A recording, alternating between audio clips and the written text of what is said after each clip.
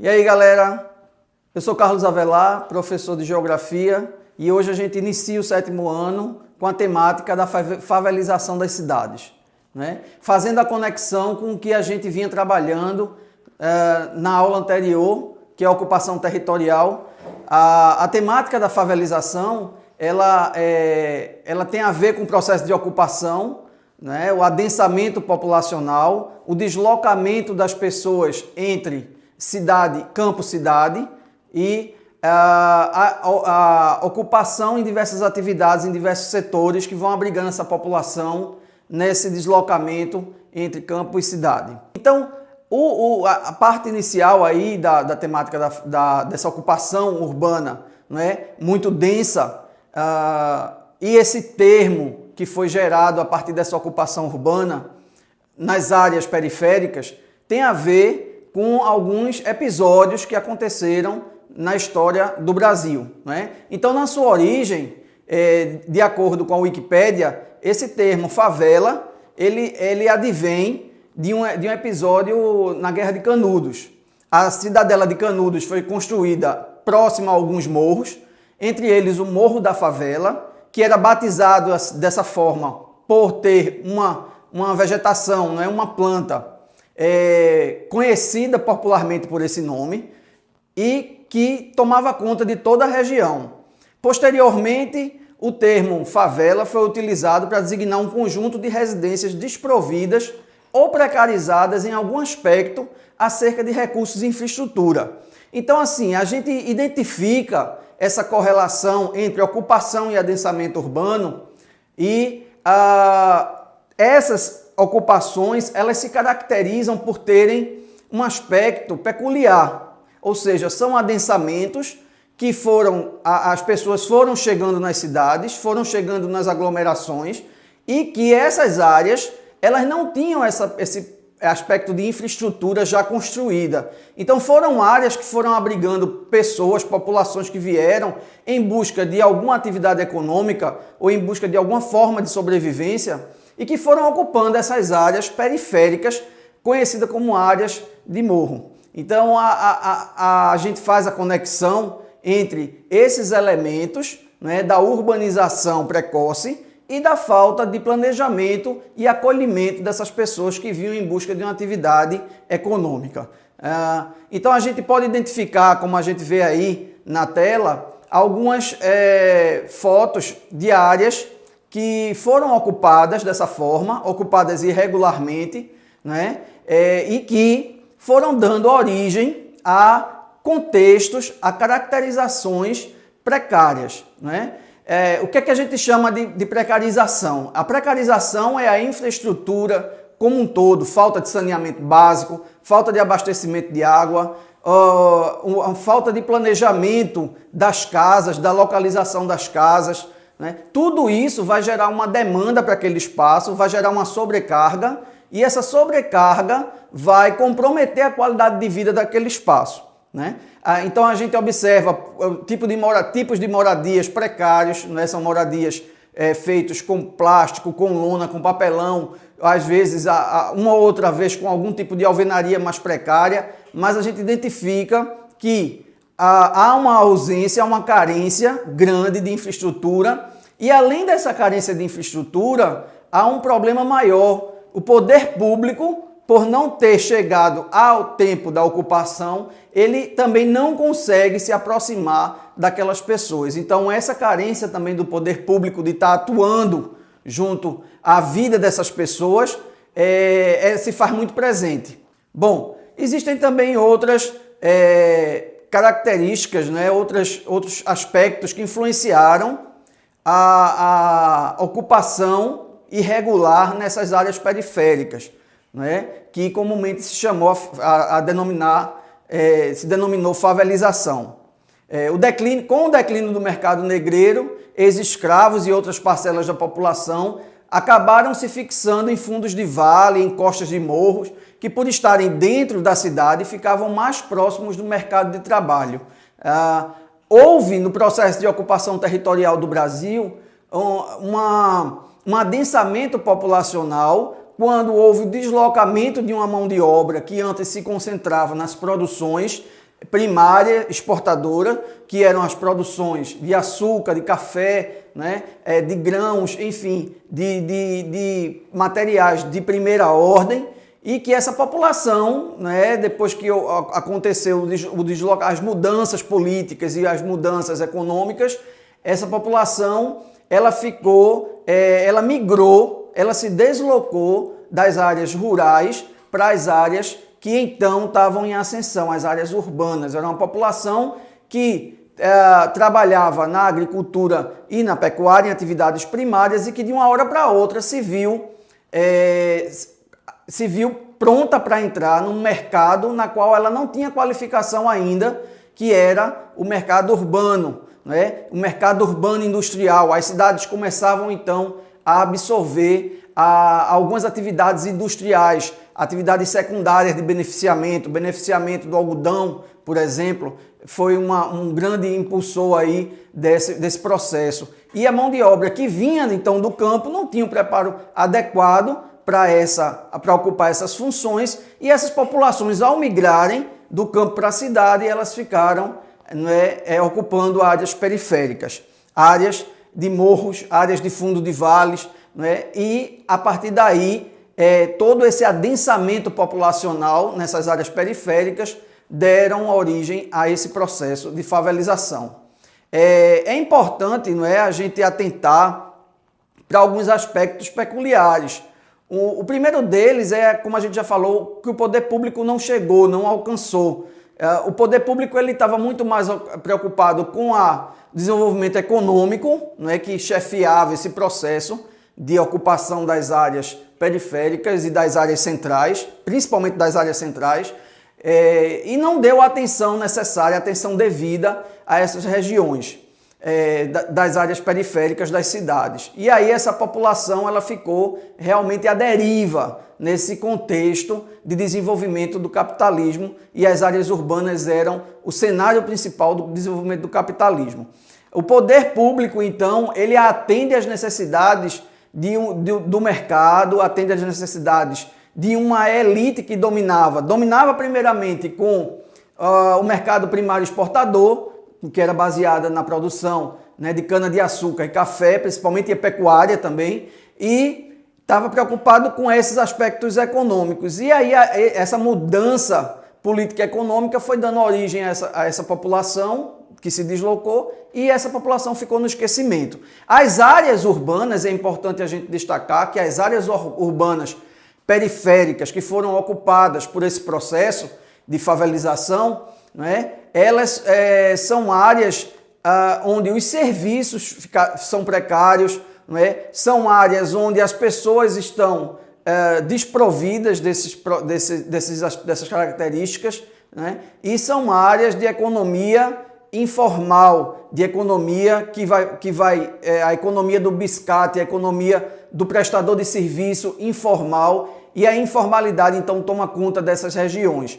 O poder público ele não alcança isso, o poder público não deixa de arrecadar e deixa de investir também nessa infraestrutura, né? E isso daí gera uma demanda social muito grande, uma demanda por qualidade de vida, uma demanda na questão ambiental também, porque você vai sobrecarregar o meio ambiente. Então, essas áreas densamente povoadas, elas foram áreas que sofreram com esse processo, né, de poluição, por exemplo, de sobrecarga de água, de esgoto, né, de saneamento básico. E isso aí vai ter uma ligação direta com a proliferação de doenças. Então essas áreas são áreas que, por serem desprovidas dessa infraestrutura, elas vão refletir também as mazelas sociais mais sensíveis a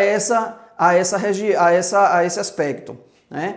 Como doenças ligadas à falta de higiene, enfim, epidemias, proliferação, né, de mazelas, de doenças, enfim. No geral, a gente vai ter essas áreas urbanas de morro como áreas realmente que necessitam de uma atenção especial ao longo de décadas. Essas áreas elas se apresentam durante décadas, até hoje, apresentam essa necessidade, essa demanda intensa de atuação do poder público. Então, pessoal, é importante, não é, a gente identificar algumas correlações fundamentais nesse processo, né? Essas comunidades, elas abrigam essa população, mas existem fatores diversos que vão impulsionando, né, vão demarcando territórios, e esses territórios, eles são constituídos a partir de determinados elementos que causam essa ocupação territorial. Então, como a gente vai compreender o que impulsiona o surgimento, né, dessas áreas de carência, dessas favelas, desse processo de favelização? A gente vai identificar alguns elementos importantes.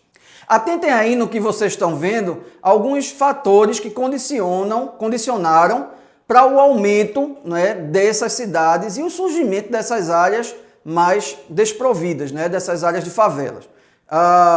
Todos esses elementos, eles vão se juntando, eles vão se mesclando para uma falta de perspectiva de vida. Isso daí resulta numa falta também, numa ausência de qualidade de vida naquelas áreas, né? Então a gente tem fatores que causaram, como a mecanização da agricultura, o processo, na verdade, de mudança de perspectiva no campo, ele já vai mudar, ele já vai contribuir para que essa conjuntura ela se delineie, né? Então a gente tem aí uma economia rural que começa a dar um novo sentido para o processo de mecanização no campo. A mão de obra que estava então trabalhando no campo, ela não tinha qualificação adequada para esse processo de mecanização. Então, ela, recém-liberta, teria que se aglomerar em algum local. E a mecanização demandava conhecimentos técnicos específicos para esse processo. Essa população, então, não tinha esse conhecimento e acabava ficando à deriva dentro da economia rural. Um outro aspecto importante, né, foi a falta de incentivo e de apoio a que essa população ficasse na área rural. Não havia esse incentivo, não havia esse acolhimento, não havia essa perspectiva de acolher essa pessoa no campo. Isso daí vai provocar também um processo de saída dessa população, de expulsão dessa população dessa região. Alguns problemas climáticos agravam esse processo, né? Como as secas, principalmente em algumas áreas, mais predominantemente no Nordeste, mas outras áreas também vão ter a ocorrência de secas, geadas, né? A umidade muito elevada vai prejudicar o solo, enfim, vão haver também aspectos físicos naturais que expulsam, né, essas atividades econômicas na área rural. E a falta de infraestrutura, né, no campo vai acarretar isso também. A infraestrutura que seria necessária para abrigar essa população e para dar um apoio para que essa população se permanecesse no campo, ela não vai existir. Então vai haver ausência de escolas, de hospitais, de estradas que escoem a produção, né, de desenvolvimento técnico nessas áreas por conta de manter o homem do campo no campo, né? Então, moradia, por exemplo, também vai ser... A moradia é o fator fundamental, porque o processo de favelização ele vai justamente na moradia. A favelização nas grandes áreas urbanas é a moradia precária, que o homem, muitas vezes vindo de lá da área rural, ele não vai ter presente lá no campo e vai ser a forma dele subsistir na cidade. Então, esses elementos, eles congregam, eles reúnem, né, uma falta de perspectiva. As pessoas, então, migram do campo para a cidade sem perspectiva nenhuma de ter uma atividade, elas vêm com uma vontade, a cidade, é importante ressaltar isso, que a cidade ela é uma propaganda nesse momento de atração. Então ela é uma promessa de vida melhor, ela traduz, não é, a imagem de quem vence, não é, na vida, de quem consegue obter as condições melhores de vida, porque a cidade, o imaginário social, ele vai crescendo, não é? E aquela propaganda de boca em boca vai passando e o conhecimento que vai chegando até as áreas rurais, que são muito precárias, o conhecimento que chega, a informação que chega, é a informação de que na cidade tudo se consegue vencer na vida, se consegue ter uma oportunidade de emprego, tem uma oportunidade de vida melhor, tem uma qualidade de vida melhor do que no campo, que está dessa perspectiva precarizada. Então, a cidade, ela traz dentro desse bojo, né, desse conjunto de ideias, um imaginário muito forte. E o imaginário vai conquistando a cabeça das pessoas e vai fazendo com que as pessoas cada vez mais se direcionem a essas áreas urbanas. Então, essa falta de perspectiva, essa ausência de perspectiva no campo, ela é muito importante, mas ela é importante agregada à propaganda que a cidade faz de atração. Isso daí vai provocar um êxodo muito forte, ou seja, o êxodo, que é a saída, né, a migração muito forte em direção às cidades. Ora, há uma contradição nesse momento, porque as cidades, elas não têm a estrutura necessária para suportar uma população advinda do campo, um contingente populacional muito alto. Isso vai provocar inevitavelmente o crescimento das cidades. As cidades, então, elas crescem. As cidades tinham uma conformidade, elas surgiram com algumas funções, né? Então a gente tem cidades que têm função portuária, cidades que têm função religiosa, cidades que têm função administrativa, né? Que são cidades planejadas, como por exemplo Brasília, Belo Horizonte foram cidades planejadas. Essas cidades elas vão crescer de forma muito rápida, né? Esse crescimento, por absorver essa população, esse crescimento ele não se dá de uma forma acompanhada, administrada, ele se dá de uma forma totalmente irregular e isso daí vai gerar justamente esse adensamento populacional. Concomitante a isso, a gente tem o quê? Uma ausência de planejamento, ou seja, planejar, que é justamente preparar para, né? Então a ausência de planejamento dessas áreas vai contribuir para o processo de degradação da qualidade de vida nessas áreas que estão ali no entorno das áreas mais centrais, das áreas mais urbanas. E isso daí a consequência que a gente vai ter é justamente o surgimento dessas comunidades que foram denominadas favelas, né? Que aí vão ocupar, e aí o que é que a gente vai ter? O processo de ocupação do solo urbano, é muito importante fazer essa conexão, porque o processo de ocupação do solo urbano, ele está ligado à função social da cidade, a função social da propriedade dentro da área urbana, né? Algumas áreas que eram áreas então esquecidas por quem já ocupava a cidade, eram áreas desvalorizadas, áreas onde ninguém queria ir, então e essas populações foram empurradas para essas áreas. Que áreas são essas? São áreas de morro, áreas de ribeirinho, áreas de alagado, áreas onde as pessoas, geralmente, onde a população da cidade, então estruturada, colocava os dejetos, né, colocava o lixo, enfim. Essas áreas, área que ninguém quer, eram as áreas disponíveis nas áreas urbanas para essa população que se adensava vinda do campo. Então não houve uma ligação direta, uma conexão direta, uma preocupação com o papel, a função social que a cidade tinha e que a propriedade urbana tinha. Então o solo urbano ele foi ocupado, de certa forma, de forma irregular, de forma sem ter um planejamento, de forma sem ter essa preocupação. O solo urbano não cumpriu o seu papel social, a sua função social. Essa preocupação com a função social da área urbana, da propriedade urbana, ela só veio depois, né? Já na década de 70 e década de 80 é que começou a se preocupar por conta das consequências dessa ocupação, é que começou a se preocupar com a função social da cidade. E aí alguns dispositivos foram criados, como por exemplo, veio o Estatuto da Cidade, né? Vem a lei orgânica, vem as leis orgânicas dos municípios, e aí a preocupação dentro da esfera local com esse processo de ocupação urbana adensado e irregular nas áreas das cidades. Dando continuidade, a gente observa, não é, que esse crescimento acelerado, não é, quando não é acompanhado de um planejamento devido, não é, de um planejamento adequado, de um acompanhamento adequado dessas ocupações, faz surgir uma diversidade ocupacional no espaço urbano, acompanhado de carências de infraestrutura e de aspectos sociais também relevantes para esse processo. Em muitos desses espaços que se desenvolve essas ocupações irregulares.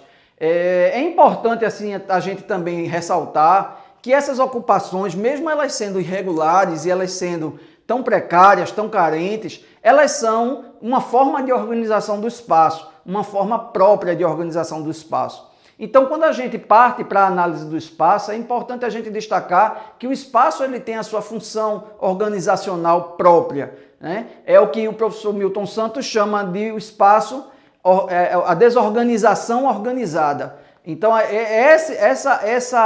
esse conjunto de elementos que estão ali interconectados, eles estão tendo uma dinâmica própria, eles estão tendo um funcionamento próprio, né? Transportes, comunicações, economia, comércio, né? Produtos que vão e vêm, os fluxos, as trocas que vão e vêm, próprias daquele espaço urbano que é ocupado de forma irregular, mas que de certa forma tem um funcionamento e tem a sua organização peculiar. A sua organização ela dá uma caracterização de originalidade espacial, né? Então, assim, é importante que a gente destaque que há sim essas ausências, mas que as pessoas que estão morando nessas áreas, elas assimilam uma dinâmica própria de vida dessas áreas. E muitas vezes, quando é feita uma intervenção, é preciso que essas intervenções elas sejam feitas também, levando-se em consideração essa dinâmica própria de vida, esse espaço organizacional, como é que ele funciona. Então é preciso um estudo para que seja feita uma conexão com o modo de vida dessas pessoas. Porque senão a intervenção que é feita nessas áreas de ocupação irregular, ela pode ser um problema, gerar um problema muito maior do que as mazelas e os problemas que elas já têm, já apresentam dentro do seu funcionamento, da sua estrutura, né? Então a gente tem essas áreas ocupadas como áreas com dinâmicas próprias, ok? Dentro desse aspecto do planejamento, né, tanto para que a gente possa analisar a conformação de um determinado espaço, da configuração de um determinado espaço, quanto para intervenções que possam ser feitas pelo poder público, né, ou pela iniciativa privada, enfim, por quem utiliza aquele espaço, é importante a gente ter em mente o que é planejamento, o que é esse processo de planejar, né? Então, assim, a gente vai fazer referência a alguns aspectos importantes e ligando, obviamente, o planejamento, a atividade do planejamento, que é uma atividade muito geral, ao planejamento urbano, ao planejamento da cidade. Por quê? Porque a cidade é o locus, é o local que recebe essas populações e é onde essas ocupações elas vão se dar de forma diversificadas, né, de forma precarizada, de forma onde as carências sociais elas são muito fortes, são muito sentidas. Então, trazer um aspecto de planejamento numa dinâmica que já está estabelecida, é preciso que esse planejamento ele seja feito com muito cuidado, com muita análise prévia, né, com muita dedicação antes de se intervir na cidade. E aí a gente parte para um conceito clássico de planejamento, né? O planejamento urbano é uma intervenção do poder público, ou seja, do Estado, na cidade. Existe para alterar e dirigir a cidade na forma considerada necessária e desejável pela sociedade. Então, se busca alguns aspectos que a gente quer como objetivos de uma cidade desejável, de uma cidade que tenha uma qualidade de vida, né, para seus habitantes, de uma cidade que possa caracterizar um bem-estar social para esses habitantes, uma cidade que possa subsidiar seus habitantes de trocas, né, tanto de pessoas quanto de mercadorias ali, indo e vindo de forma móvel, de forma salutar, de forma tranquila, e isso daí requer estudos mais aprofundados para que essa cidade elas possam deixar de ser o cenário do caos e passem a ser o cenário da vida tranquila, da vida saudável entre os habitantes, os citadinos que estão localizados naquela área urbana. E aí a gente vai identificar alguns instrumentos, né? Alguns dispositivos que foram criados para que essa política de desenvolvimento urbano, esses aspectos do desenvolvimento urbano, eles possam ser apropriados, possam ser colocados perante essa realidade. Uma realidade muito complexa, é importante destacar que é uma realidade muito complexa, são aspectos minuciosos dessa população que está ocupando essas áreas menos favorecidas e que o planejamento tem um papel fundamental de conciliar, de resgatar, não é? De trazer e de traduzir o que essas populações elas estão sentindo, elas estão precisando, elas estão necessitando. A partir do planejamento é feito esse estudo, é feita essa análise, mas alguns instrumentos são importantes dentro desse processo. Então a gente vai falar de alguns aqui instrumentos do ponto de vista da lei e do ponto de vista do reflexo desses instrumentos na prática, como é que eles acontecem. A gente vai dialogar um pouco sobre esses elementos, sempre lembrando que o objetivo principal é resgatar, trazer de volta a função social da cidade. A cidade tem uma função social, a cidade tem um objetivo que é conceder qualidade de vida, um bem-estar social aos habitantes que nela estão. Então, esse é o objetivo fundamental e que esses instrumentos eles buscam conduzir para que se atinja esse objetivo fundamental. O primeiro é a Constituição Federal. Não é? A Constituição ela define alguns aspectos singulares da área urbana. Né? Um deles é a política urbana voltada para essas áreas de cidades, dessas aglomerações maiores, consideradas áreas urbanas maiores. Na Constituição Federal, os artigos 182 e 183, eles tratam da questão da política urbana, não é? De como é que essa política é voltada para o planejamento das cidades. Então, o artigo 182 diz o seguinte, conforme a gente pode observar aí na imagem: a política de desenvolvimento urbano executada pelo poder público municipal, conforme diretrizes gerais fixadas em lei, tem por objetivo ordenar o pleno desenvolvimento das funções sociais da cidade e garantir o bem-estar de seus habitantes. Ora, isso daí vem no caput do artigo como um direcionamento voltado para um objetivo geral, que é garantir a função social da cidade e garantir o bem-estar dos habitantes que nela estão. Para isso é preciso todo um processo que vai conduzir a esses objetivos. Então, um planejamento adequado. Dentro desse mesmo artigo, alguns aspectos são importantes. No parágrafo 1º, por exemplo, como mostra aí na imagem, o plano diretor, aprovado pela Câmara Municipal, obrigatório para as cidades com mais de 20 mil habitantes, é instrumento básico da política de desenvolvimento e expansão urbana. Então, o plano diretor, ele é um instrumento, um dispositivo fundamental de garantia de direito dentro dessa política urbana que é criada dentro da cidade. Então, no parágrafo 1º, o plano diretor considera cidades acima de 20 mil habitantes, né, como sendo as áreas alvo desse instrumento de política urbana, né? Sempre levando em consideração que alguns critérios são fundamentais nesse processo de definição de área urbana. No caso do plano diretor aí, com a quantidade de pessoas, acima de 20 mil pessoas ocupando a área urbana, né, ele está levando em conta o critério numérico, né, o critério estatístico.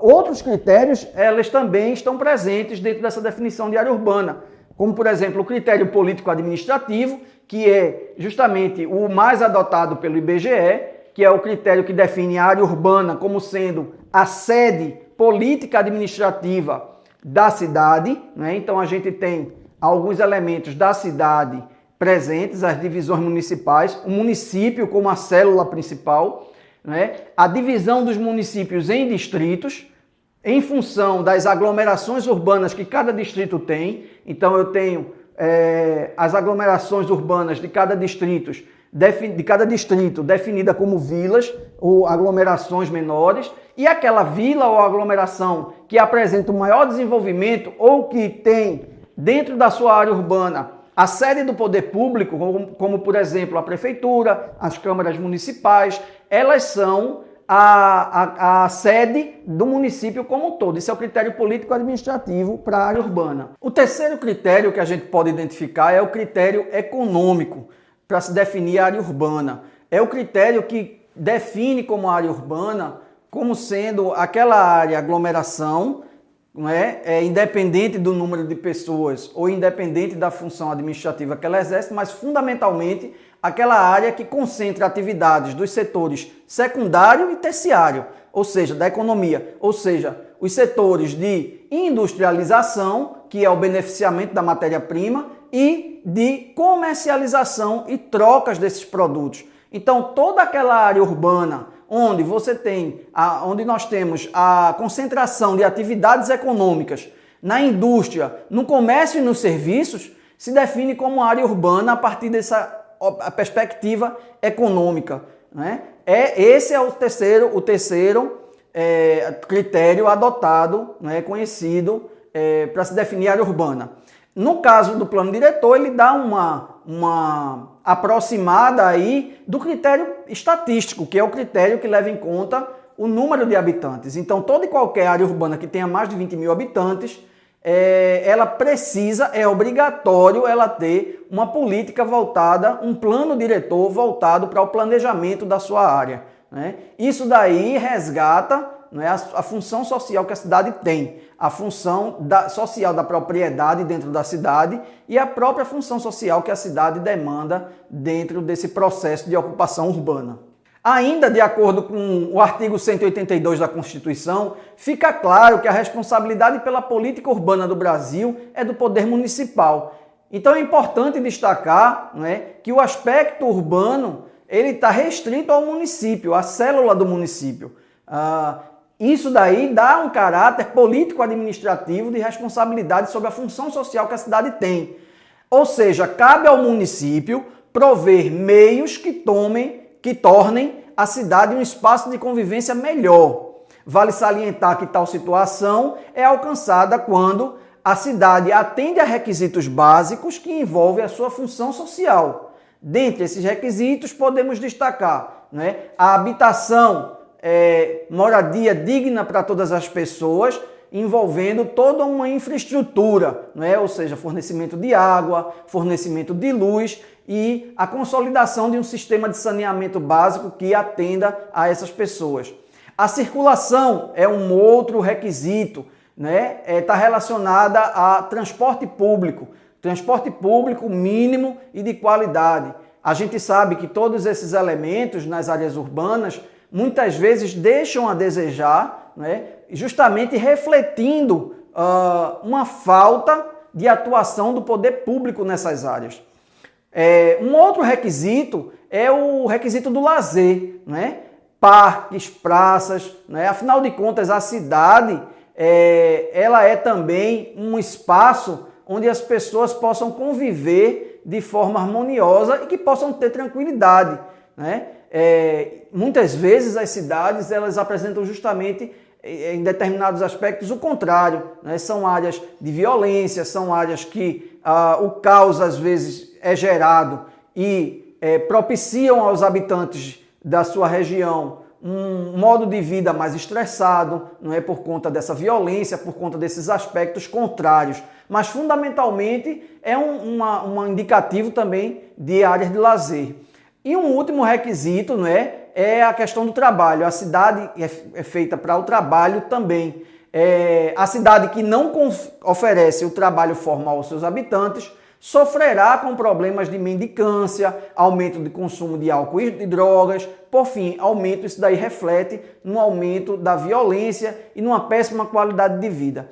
Então, a cidade ela é um locus onde os instrumentos estão ali para ser aplicados para garantir o quê? Moradia, circulação, lazer e trabalho. É a cidade do habitar, a cidade do morar, a cidade do circular e a cidade do descansar. Esses aspectos, não é, esses requisitos são fundamentais para que a política urbana ela seja melhor implementada dentro do contexto social dessas áreas urbanas. Então a gente faz aqui uma relação com esse processo de ocupação. Ora, quando a gente tem um cenário densamente povoado por áreas periféricas, áreas denominadas áreas de favelização, onde o poder público não chega com esses instrumentos, com esses dispositivos, não é? Essas áreas elas vão ter esse suporte? Não. Infelizmente são áreas que vão passar por um processo de degradação e que vão oferecer aos seus habitantes, essas áreas mais periféricas,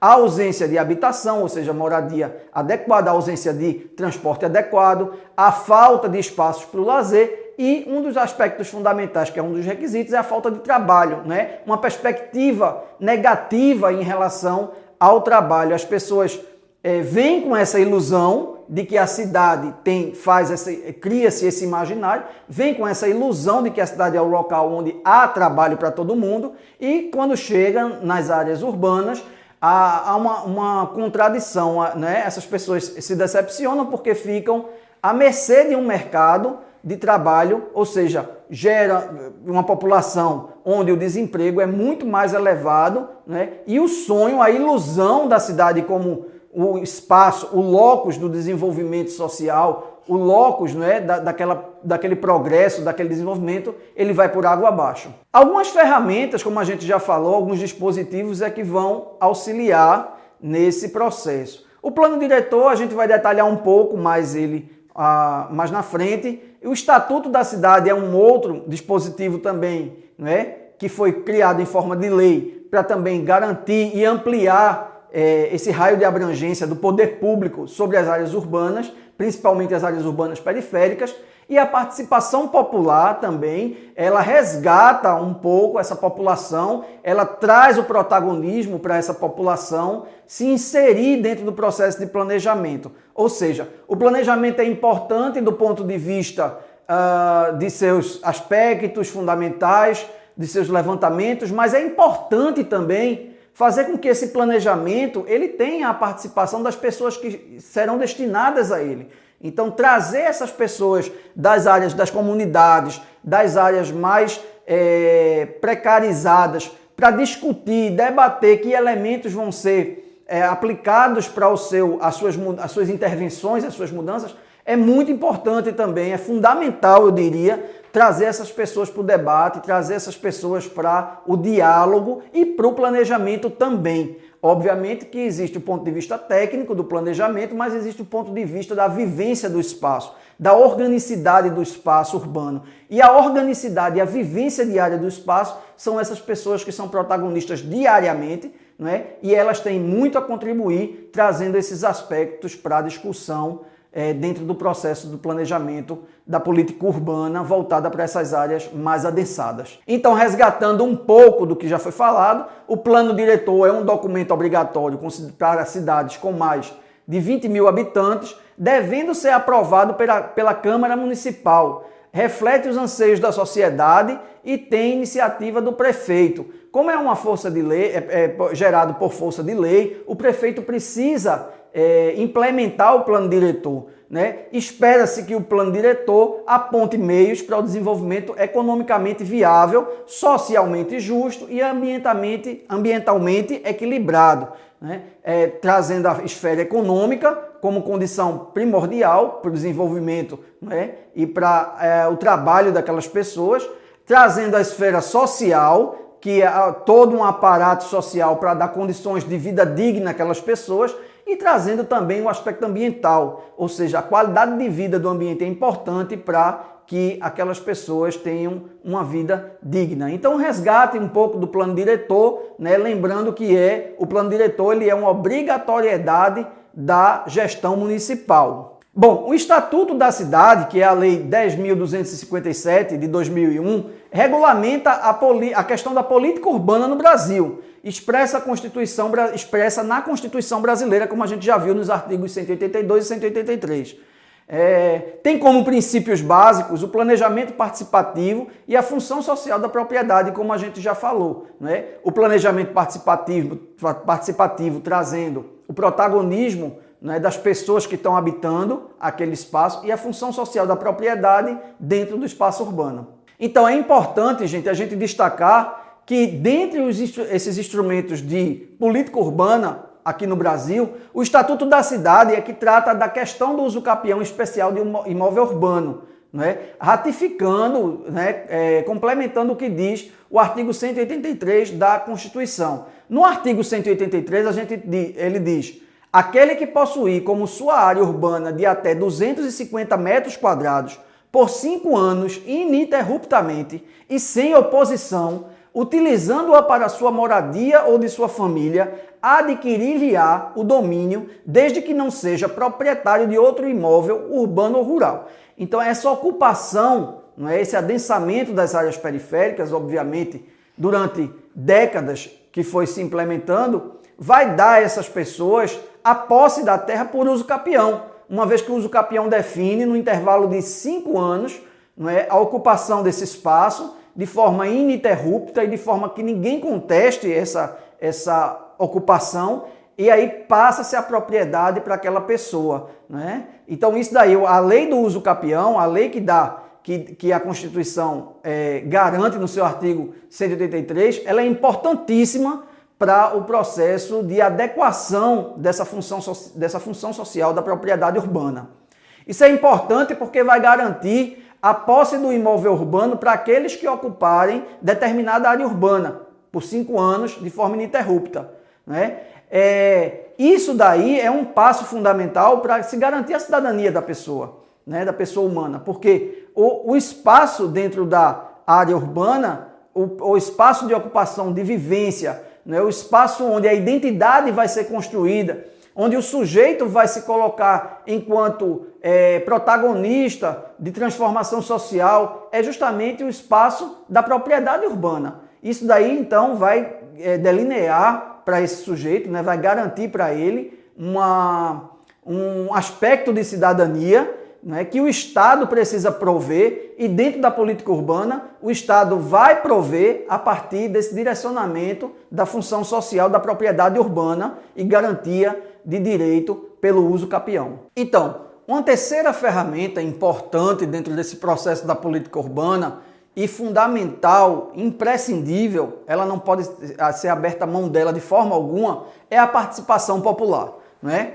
A participação popular é a mobilização da sociedade que, por meio de associações de moradores, de bairros, sindicatos, associações ambientalistas, movimentos estudantis de defesa de direitos humanos e de defesa dos direitos do consumidor, ou a partir de gestões municipais, ou seja, a iniciativa do prefeito e das suas administrações, pode auxiliar na modificação da realidade dos grandes centros urbanos, uma vez que se torna evidente a dificuldade de o poder público resolver todos os problemas que atingem o espaço urbano.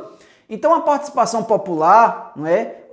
A participação da população, a participação das pessoas nesse diálogo do planejamento, trazer as pessoas para o planejamento, para o orçamento da cidade, para discutir, dialogar sobre como vai ser gasto esse dinheiro, em que vai ser aplicado, quais são as demandas principais, as prioridades urbanas dentro desse processo, é fundamental. As pessoas que vivem organicamente a cidade, que vivem no seu contexto cotidiano a cidade, é importante que essas pessoas elas sejam protagonistas nesse processo de planejamento e intervenção voltada para aquelas áreas urbanas. Então a participação popular ou participação democrática, não é? Trazer as pessoas para esse processo é de fundamental importância para o planejamento urbano. Especificamente aqui na cidade do Recife, existem experiências, não é, que comprovam essa ferramenta, o uso dessa ferramenta como sendo uma ferramenta viável no processo de organização ou intervenção né, no planejamento urbano de áreas precarizadas. Né? Então a gente tem, por exemplo, a gente traz aqui o exemplo do bairro de Brasília Teimosa, que foi um bairro onde houve uma intervenção muito intensa, uma modificação muito intensa, não é? No planejamento, nas iniciativas voltadas para aquela população que ocupava uma área de forma irregular e muito precarizada, porque eram áreas que eram ocupadas por moradias de palafitas, né? moradias que estavam ausentes o saneamento básico, não tinham fornecimento de água adequado, então eram moradias que estavam sobre a maré, né? E toda vez que a maré enchia, causava problemas de alagamento, enfim, trazia doenças para aquela população, enfim, a gente tinha ali um contexto muito difícil. E a partir da intervenção, do chamamento da população a participar do processo de planejamento, a trazer também os aspectos fundamentais, o que no dia a dia delas era mais importante para se planejar, para se intervir, a partir desse processo se fez uma intervenção bem estruturada e o bairro como um todo, ele adquiriu uma qualidade de vida significativa em relação ao que existia. Né? O processo de formação e ocupação no bairro de Brasília Teimosa, em Recife, foi resultado direto da organização e da participação popular. Né? Então o bairro tem um histórico de que é uma ocupação urbana irregular, né? O próprio nome já identifica, né? Fazendo alusão à capital do Brasil, que é Brasília, e a ocupação ali forçando a ocupação irregular, portanto, de uma certa forma, os habitantes costumam dizer que foi uma teimosia de ocupar aquele lugar, né? Próximo ali aos bairros de Boa Viagem e ao Recife Antigo. Então a gente tem uma caracterização desse bairro como uma área que durante décadas passou por um processo de precarização e que a partir de um planejamento integrado, com a população participando, foi possível se modificar uma realidade bem difícil, uma realidade de precariedade, de ausência do poder público, e esse poder público, em parceria com a população, fez transformar algumas dessas áreas urbanas. Com o intuito de fazer cumprir o que determina a lei e resgatar a cidadania de pessoas que sobrevivem em áreas urbanas periféricas e com carências socioestruturais, os governos federal, estadual e municipal vêm tentando, por meio de convênios, amenizar a situação que vive nesses espaços. Para tanto, lançam programas de urbanização. Como exemplo, a gente pode citar algumas áreas, por exemplo, como o Complexo do Alemão, no Rio de Janeiro, que passou também por um processo de intervenção, né, e onde a participação popular foi bastante intensa. Né? Comunidades de habitações precárias, como em Olinda a gente encontra algumas comunidades, destacando as comunidades do V8, V9, Ilha do Maruim, são algumas comunidades que passam por esse processo de intervenção e que remove-se pessoas de uma qualidade de vida péssima, uma qualidade de vida precária, ouve-se essas pessoas dentro do processo do planejamento urbano e se define metas e prioridades e demandas essenciais para atender às necessidades dessas pessoas. Né? E aí o ordenamento, todo esse processo que se dá de modificação e a população sai ganhando como um todo. Então, antes de se intervir no espaço urbano, né, e trazer as pessoas a essa discussão, a esse diálogo, é importante atentar para alguns aspectos, né? Alguns aspectos primordiais, alguns aspectos fundamentais. O primeiro deles é saber o que a comunidade precisa. O que é que a comunidade precisa? Né? O que é que ela está demandando? Quais são os anseios? O que é que ela quer? O que é que ela quer ali naquele espaço de convivência do dia a dia? Então esse é o primeiro aspecto fundamental para se implementar um processo de planejamento e de intervenção naquela área urbana. O segundo aspecto é qual a vocação da comunidade, né? Ou seja, é identificar a função de trabalho da comunidade. qual que é a vocação do trabalho daquela comunidade? É uma comunidade de vocação pesqueira, por exemplo, se for numa área ribeirinha? É uma comunidade de vocação comercial, se for uma área próxima a mercados e feiras? Né? É uma comunidade de vocação industrial, se tiver ali uma população que esteja engajada dentro do processo próximo a alguma fábrica, trabalhando como mão de obra em alguma fábrica. Então, esse segundo aspecto, que é identificar a vocação dessa comunidade, para que não haja uma intervenção de forma irregular, uma intervenção mal feita. Ou seja, você vai intervir, modificar a vida daquelas pessoas, mas vai deslocar a vocação da comunidade para um outro trabalho. Isso daí causa danos irreversíveis ao processo de intervenção e de planejamento. Então, esse seria o segundo aspecto, o segundo ponto. Vale a pena, então, recolocar essa comunidade para uma área distante do seu local de origem, né? Isso está muito ligado à questão do trabalho que a comunidade desenvolve. Vale a pena distanciar, por exemplo, se a gente tiver uma comunidade pesqueira e for fazer um processo de intervenção, deslocando aquelas pessoas ou retirando aquelas pessoas para uma área que não é próxima ao litoral, é numa área distante do litoral, vale a pena distanciar essas pessoas do modo de vida delas, né? Será que a gente não estará fazendo, retirando um problema de um lugar e colocando no outro, ou aumentando até esse problema? Então, dentro do processo de planejamento urbano e de intervenção, é preciso analisar esse deslocamento, se essa retirada, se esse deslocamento é necessário e é importante para a comunidade, né? Então, é o terceiro aspecto, o terceiro ponto. O quarto ponto é: caso haja necessidade de deslocar essa comunidade, de relocar ela, esse novo local será perto do trabalho que a comunidade costumava exercer. Imaginemos só se a gente retira uma comunidade e a gente coloca quilômetros de distância onde aquela comunidade exercia o seu trabalho, né? Ora, estaremos também propiciando um aumento de problema de transporte, porque a comunidade vai precisar se deslocar, então a gente vai estar saturando o sistema de transporte, a gente vai estar saturando o sistema de outras demandas sociais, né? Então, vale a pena, se for deslocar, identificar se vai estar próximo ou distante desse local de trabalho, dessa vocação de trabalho da comunidade. Isso é importante dentro do processo de intervenção urbana. Um quinto aspecto, né? Se não for possível a comunidade continuar com o mesmo tipo de trabalho exercido anteriormente, de que forma qualificá-la para um novo exercício? Então, dentro do processo de planejamento, né, e aí o destaque que a gente tem aí desses pontos é justamente para a função social do trabalho na área urbana, né?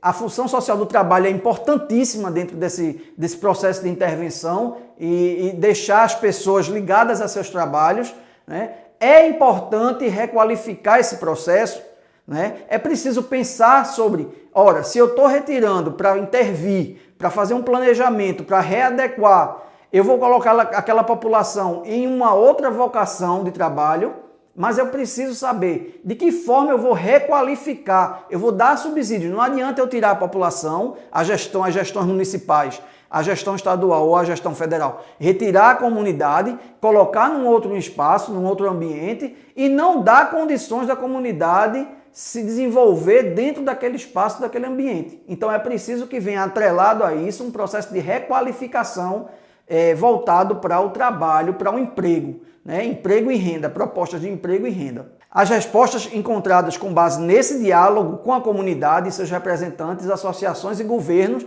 né? Essas respostas que vai surgir nessa participação popular dentro do contexto urbano é que vão dar subsídios adequados para que a intervenção ela não seja feita de qualquer forma. Então, dentro da área urbana é importante atentar para esses aspectos inseridos dentro do planejamento da cidade.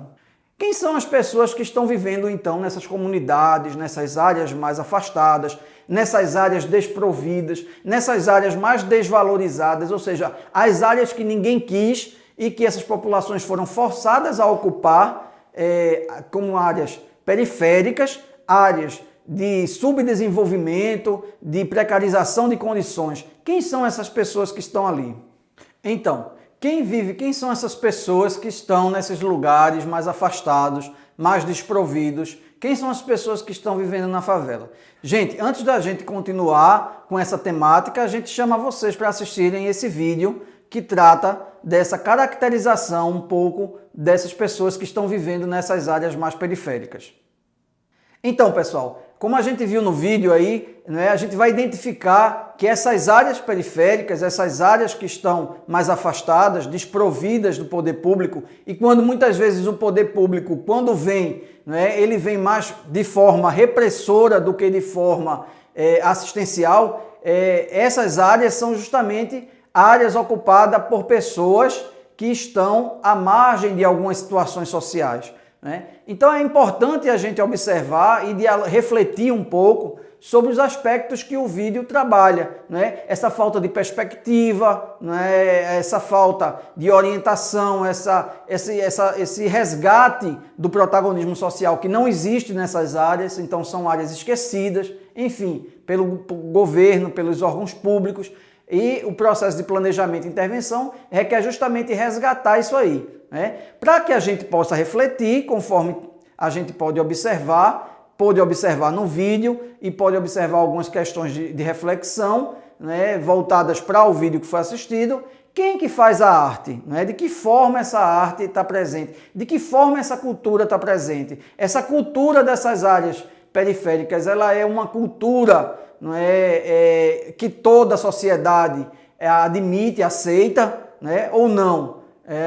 Existe alguma cultura melhor do que a outra para ser trabalhada, para ser... Essas são questões que fazem a gente refletir. É verdade que na favela não se faz arte e não existe cultura, né? Existe uma cultura específica, como a própria análise do espaço, quando a gente trabalha com a questão da organização socioespacial, dizer que aquele espaço da favela é um espaço desorganizado é não considerar aspectos primordiais da análise do espaço, né? É uma desorganização organizada. Existem todos os elementos que se conectam ali, que estão se interrelacionando e que dão dinâmica própria àquela paisagem urbana das áreas mais periféricas. Então tem uma organicidade, um funcionamento dentro, há uma estrutura presente ali, né, que as pessoas vivem naquela estrutura, demandam suas necessidades a partir daquela estrutura, utilizam aquele espaço urbano e